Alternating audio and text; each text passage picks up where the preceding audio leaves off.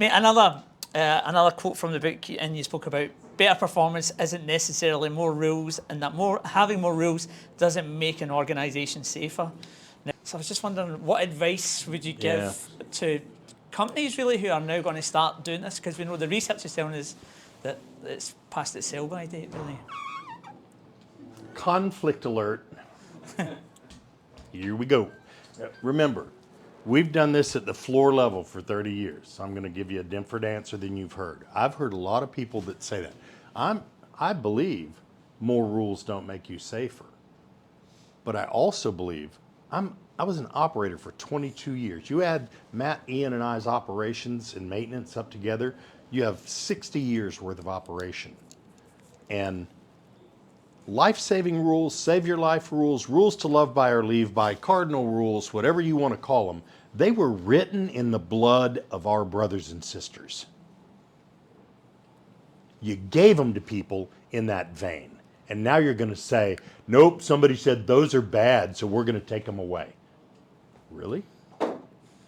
What about all those people? What about all the families of, you may see I get a little bit emotional over this. I'm not saying we did life-saving rules right? I'm not saying we did save your life rules.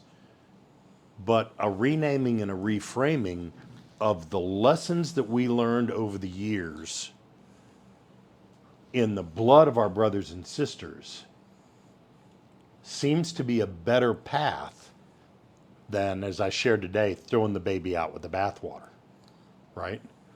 We tend to think sometimes that if people don't like something or it didn't work well, it needs to be taken away instead of fixed. Is there something in those life-saving rules that wasn't right? So from here on out, let's not check confined spaces to see if the atmosphere's good. From here on out, when you're going to excavate, be careful. You know what you're doing. You know work is done. Just be careful when you're excavating, because all those folks out there, they'll know how to do it. Bravo, Sierra. We've captured that stuff. Just because we didn't capture it well doesn't mean we didn't capture it.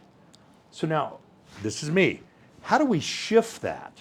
Both the narrative and the procedures, possibly thinking, how do we shift that talk?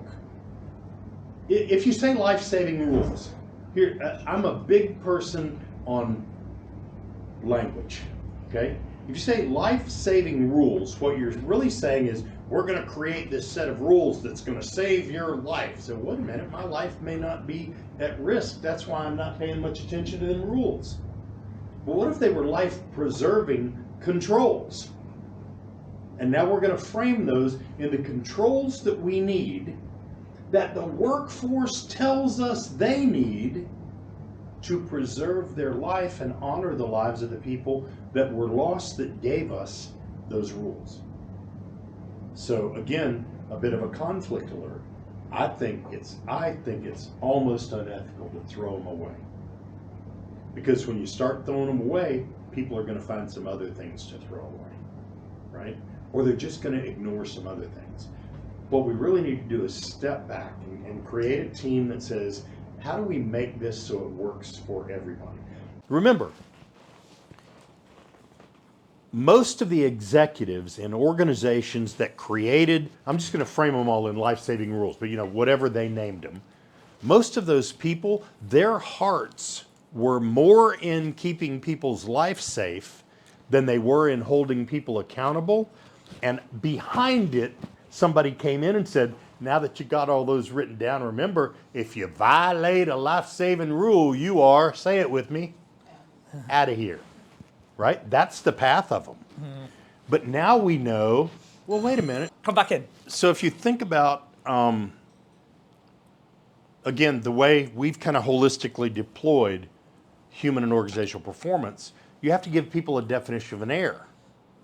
And then you have to give them a definition of an error, a deviation, a violation, an active error, and a latent error. And then the leaders have to start using those. And then what they discover is, well, if we believe Deming, 90% of events are caused by something other than just the individual, then 90% of our problems aren't caused by violations, they're caused by errors. So now, all these times that we thought people were violating life-saving rules that we either sent home or fired or disciplined, they're now scratching their heads going, what do we do about that? I said, well, you move on. And you start analyzing things differently. So now you don't have nearly as many violations of life-saving rules, and they're not nearly as big as a hassle as they were when every time somebody violated a rule, they're gone. It's about reframing them within the human factors and the knowledge of how people succeed and fail, not in the life-saving rules don't work. We did some research, life-saving rules suck, and they provide damage. Well, yeah, they provide damage if you don't use them right. But man, I'd just like for you, if you've ever had a fatality in your business or in your organization or an organization in your sector, I want you to think about the families of the people that perished and how you told them that you were going to learn from that.